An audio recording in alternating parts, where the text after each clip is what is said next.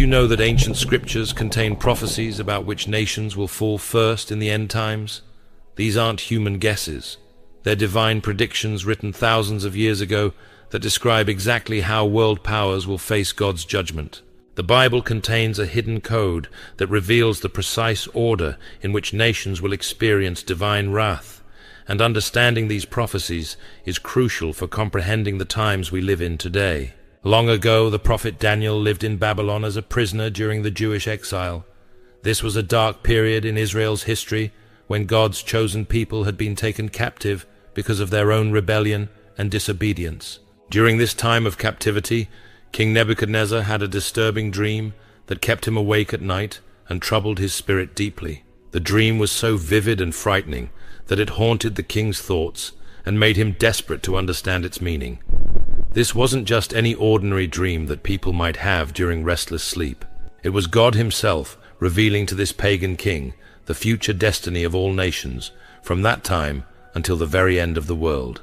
The Almighty chose to use this Babylonian ruler as the vessel for one of the most important prophecies in all of human history. In the remarkable dream, the king saw a massive statue that towered above everything around it like a giant monument to human power and achievement. The head was made of pure gold that gleamed brilliantly in the light, representing the glory and wealth of Babylon itself. The chest and arms were formed of solid silver, symbolizing the Medo-Persian Empire that would follow. The belly and thighs were crafted from bronze, pointing to the Greek Empire under Alexander the Great. The legs were made of strong iron, representing the Roman Empire with its military might and brutal efficiency. Most significantly, the feet were a strange mixture of iron and clay that appeared unstable and weak despite the iron's strength. Each precious metal represented a different world power that would rise and dominate the earth, and the descending order of value showed exactly how they would be destroyed in sequence throughout history. Then suddenly, without any human hand touching it, or any earthly force causing it, a supernatural stone appeared and struck the statue's feet with tremendous force, completely crushing the entire massive structure from top to bottom. The stone then began to grow larger and larger, until it became a huge mountain that filled the whole earth, covering every continent and reaching into every nation. This supernatural stone represents God's eternal kingdom that will ultimately triumph and establish perfect rule when all human nations have failed, fallen, and been swept away like dust in the wind. Here's what makes this ancient prophecy critically important for people living today. This vision doesn't just speak about past civilizations that have already come and gone. It points directly toward our modern time and the nations that exist right now. The feet of iron mixed with clay represent today's nations and political systems. They appear strong and powerful like iron when you look at their military might and economic influence, but they're actually weak, internally divided, and unable to maintain true unity despite their attempts at international cooperation through alliances, trade agreements, and global organizations. When God's supernatural stone strikes these unstable foundations, it will bring a complete and final end to all human governments as we know them today. Babylon was the first great world power in recorded history to receive God's direct and immediate judgment, and what happened to this mighty empire serves as both a warning and a prophetic pattern for what will occur again in the last days of human history.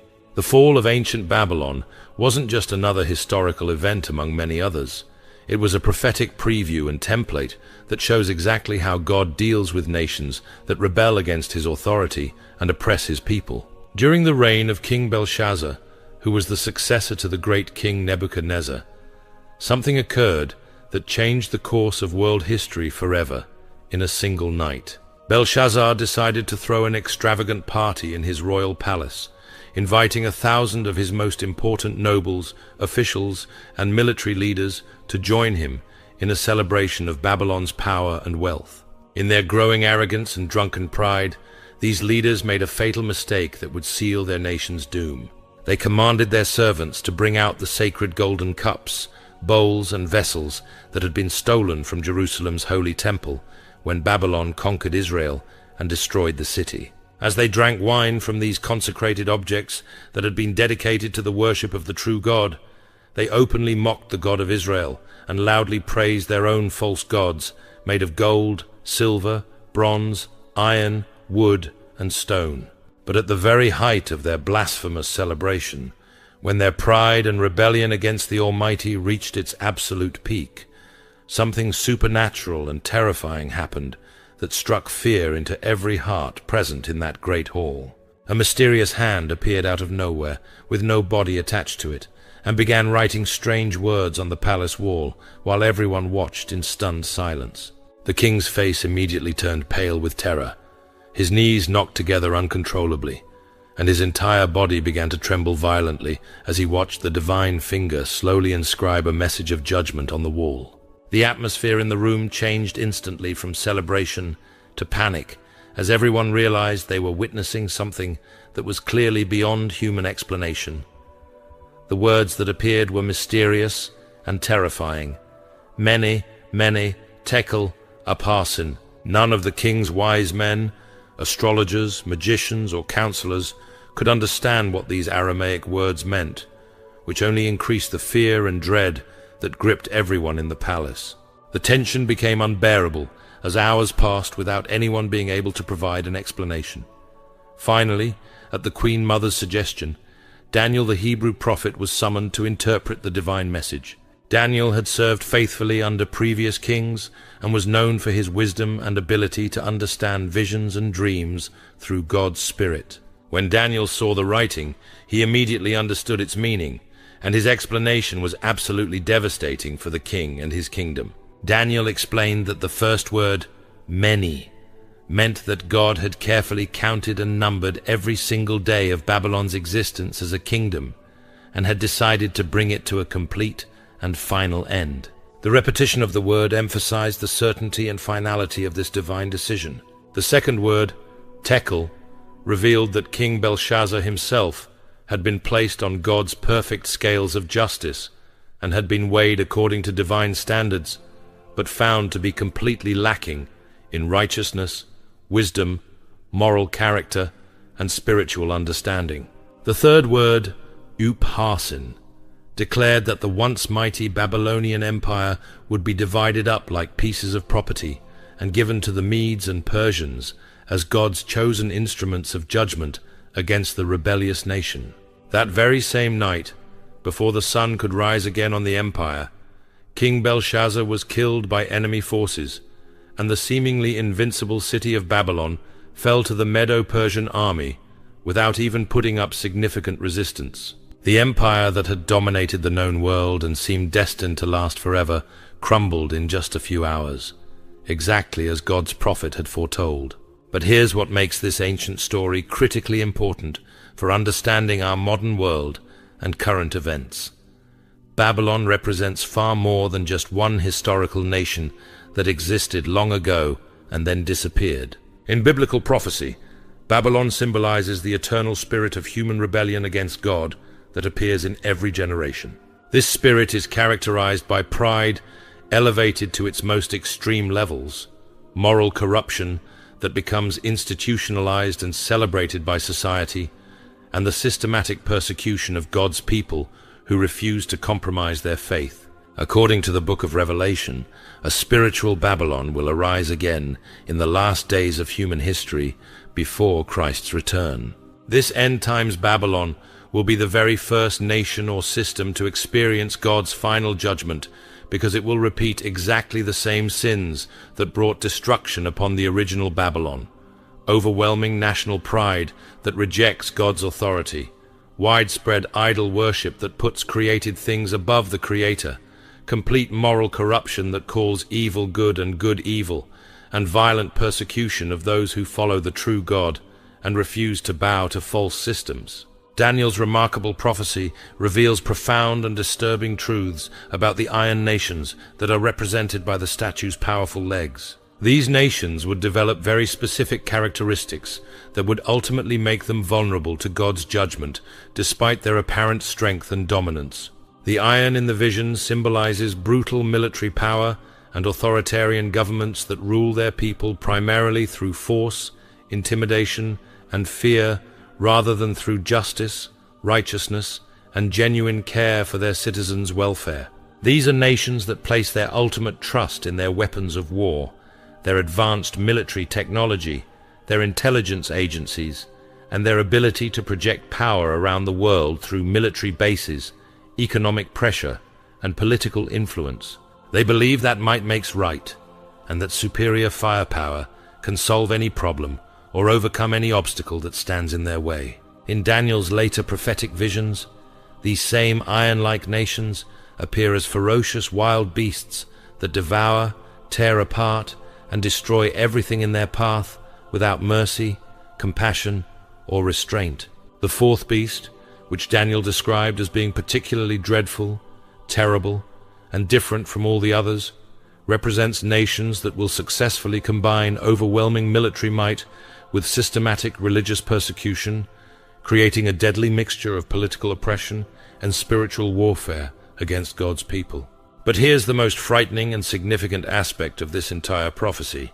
These seemingly invincible iron nations won't ultimately fall and be destroyed because of external military forces attacking them from outside their borders. Instead, they will experience complete collapse because of internal division, conflict, and fragmentation that tears them apart from within their own borders and institutions. Daniel specifically says they are like iron mixed with ordinary potter's clay, which means they represent governments and societies that attempt to force together elements that simply cannot hold together permanently under pressure. Iron and clay have completely different properties and cannot be successfully mixed, no matter how much force is applied or how sophisticated the techniques used to combine them. The military superpowers of the last times will experience devastating internal fragmentation that will weaken their foundations until they face complete and total collapse from within. Nations that once seemed absolutely unbeatable and invincible will crumble into pieces because they tried to force together incompatible elements: brute military force with extreme moral tolerance, raw political power with spiritual decadence and moral relativism, iron-fisted authoritarian control with clay-like weakness in their moral and spiritual foundations. Modern political alliances, international military blocs, confederations of nations, and global organizations that depend solely on earthly power, human wisdom, and secular philosophy are ultimately destined for failure because they completely lack the moral and spiritual foundation that truly sustains lasting civilizations throughout history. The Book of Revelation presents some of the most detailed and specific prophecies found anywhere in Scripture about the coming destruction of nations that have elevated commercial success, material wealth, and economic power above all moral principles, spiritual values, and basic human dignity. The Apostle John, writing from his exile on the rocky island of Patmos, where he had been banished for preaching the gospel, received a remarkable and terrifying vision showing exactly how the great commercial powers of the last days would experience an economic collapse so sudden, severe, and complete that their own merchants, business leaders, and financial experts would weep in utter desperation and hopelessness. The merchants of the earth will weep and mourn over her, for no one buys their merchandise anymore, John wrote in Revelation chapter 18, describing a scene of total economic devastation that would leave the world's most powerful trading nations in absolute ruin, and their populations in desperate poverty and confusion.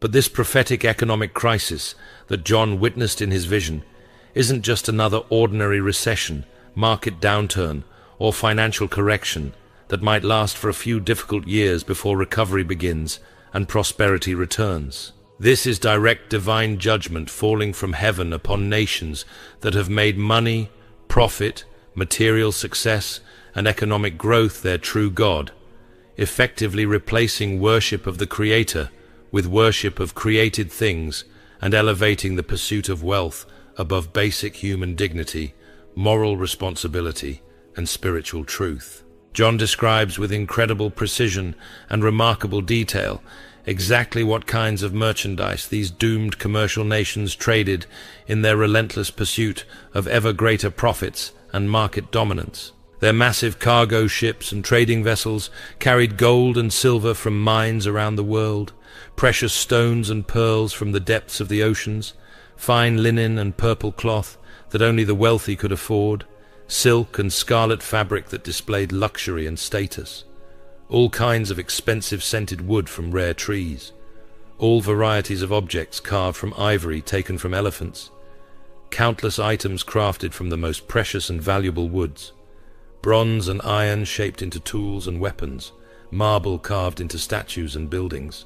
The ships also carried cinnamon and various exotic spices that enhanced food and provided medical benefits, fragrant oils and frankincense used in religious ceremonies and personal luxury, wine and olive oil that sustained both body and spirit, fine flour and wheat that fed the populations, cattle and sheep that provided meat and clothing, horses for transportation and warfare, and chariots that displayed power and military might. But then John mentions the most chilling, disturbing, and morally outrageous item of all in this extensive list of traded goods: bodies and souls of men. This shocking revelation shows that these commercial nations don't limit themselves to trading only material goods, natural resources, and manufactured products.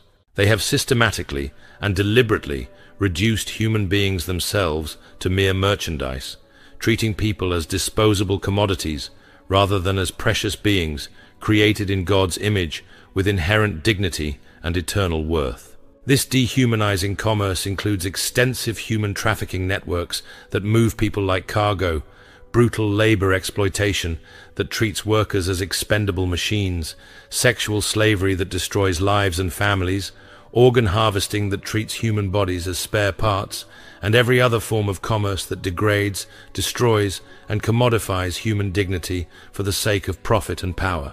When God's righteous judgment finally comes upon these materialistic nations that have sold their souls for temporary wealth, they will watch helplessly as their entire commercial system collapses completely in just 1 hour. For in 1 hour your judgment has come, declares Revelation 18:10. In our modern era of instantaneous global communications, high-speed internet connections that span continents, and digital financial markets that operate around the clock across time zones, we can easily understand how this prophecy is not only possible, but inevitable. Ezekiel chapters 38 and 39 contain one of the most terrifying, detailed, and specific prophecies found anywhere in biblical literature about the ultimate destiny of nations that will unite together in one final coordinated attack against Israel and God's people in the very last days of human history, before divine intervention ends human rebellion forever. A mysterious and powerful leader identified only as Gog, who is called the chief prince of Meshech and Tubal from the distant land of Magog, will successfully gather together a massive confederation of nations from around the entire world for one climactic, all-out assault against God's chosen people in their homeland. But this won't be merely another conventional military war between competing human armies fighting for territory, natural resources, political control, or economic advantage. This will be the decisive moment when God himself intervenes directly and supernaturally in human history to defend his people and demonstrate his absolute, unquestionable sovereignty over all nations, their rulers, their armies, and their destinies. And I will rain down on him, on his troops, and on the many peoples who are with him, flooding rain, great hailstones, fire, and brimstone, declares Ezekiel 38:22, describing supernatural judgment that goes far beyond anything that human military technology, advanced weapon systems, or nuclear arsenals could possibly produce or simulate. The nations that choose to participate in this final confederation against Israel will experience direct supernatural destruction from heaven itself that leaves no room for doubt about who truly controls the forces of nature and the destiny of every nation on earth. This won't be a conventional military defeat, where one army overcomes another through superior strategy, better weapons, larger numbers of soldiers, or more advanced technology. Instead, it will be God's own judgment, falling directly with fire from heaven, completely obliterating the attacking forces through divine intervention that demonstrates his power over every earthly government and military force that dares to oppose his will and attack his people. After every rebellious nation has fallen, after every proud human empire has been reduced to dust and ashes, after all earthly governments have been swept away by divine judgment like chaff before the wind, the prophet Daniel saw something absolutely glorious that fills every believer's heart with eternal hope, unshakable confidence, and perfect peace. And in the days of these kings, the God of heaven will set up a kingdom which shall never be destroyed, and the kingdom shall not be left to other people. It shall break in pieces and consume all these kingdoms, and it shall stand forever, declares Daniel 2:44, with absolute certainty and divine authority. The supernatural stone that strikes the statue's feet and completely destroys all human governments doesn't simply bring destruction, chaos, and emptiness to leave the world in ruins. Instead, this divine stone grows into a great mountain that gradually fills the whole earth, covering every continent, reaching into every nation, and extending perfect rule to every corner of creation. This represents God's eternal kingdom that will replace every failed human system with perfect righteousness, absolute justice, complete peace, and unlimited prosperity for all who submit to divine authority and embrace God's perfect will for their lives. This divine kingdom possesses characteristics that no human government in all of history has ever achieved or even approached. It is completely eternal, meaning it will never end, never be replaced by something else, and never experience decline or decay. It is absolutely incorruptible, meaning no form of evil, injustice, deception, or wickedness can penetrate, influence, or corrupt its perfect administration. And it is totally indestructible, meaning no human force, demonic power, or rebellious coalition can weaken, damage, overthrow, or even threaten its eternal stability and perfect rule. While all human nations throughout history have experienced the endless cycle of rise and fall, growth and decline, strength and weakness, victory and defeat, this divine kingdom will only grow stronger, more glorious, and more perfect throughout all eternity until it covers the entire earth and extends its flawless rule to every corner of the universe. The book of Revelation shows us the ultimate culmination and final fulfillment of this glorious victory in the most beautiful, hope-filled, and comforting passage found anywhere in all of Scripture. Now I saw a new heaven and a new earth, for the first heaven and the first earth had passed away. Also there was no more sea. Then I, John, saw the holy city, New Jerusalem, coming down out of heaven from God, prepared as a bride adorned for her husband.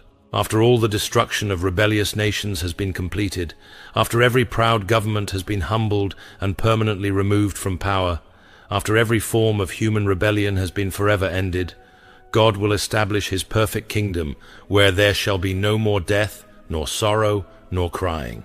There shall be no more pain, for the former things have passed away. This is the ultimate destiny of all human history, not perpetual destruction, endless war, and continued suffering, but complete renewal, total restoration, and perfect peace under God's flawless government, where every tear will be wiped away, every injustice will be corrected, every broken heart will be healed, and every promise will be fulfilled forever. The choice that every nation faces today is absolutely clear and carries eternal consequences that will determine their destiny forever. Nations can either align themselves with God's eternal kingdom and submit to his righteous authority, or they can persist in rebellion and face the same devastating judgment that has befallen every nation throughout history that chose to rise against the Most High and oppress his people. Nations that humble themselves and submit to God's eternal kingdom before the final judgment arrives will participate in the eternal glory, perfect peace, and unlimited blessing that awaits all who choose to serve the true King of Kings and Lord of Lords. But those nations that persist stubbornly in their rebellion against divine authority will experience exactly the destiny that these ancient prophecies have revealed with absolute precision and perfect accuracy.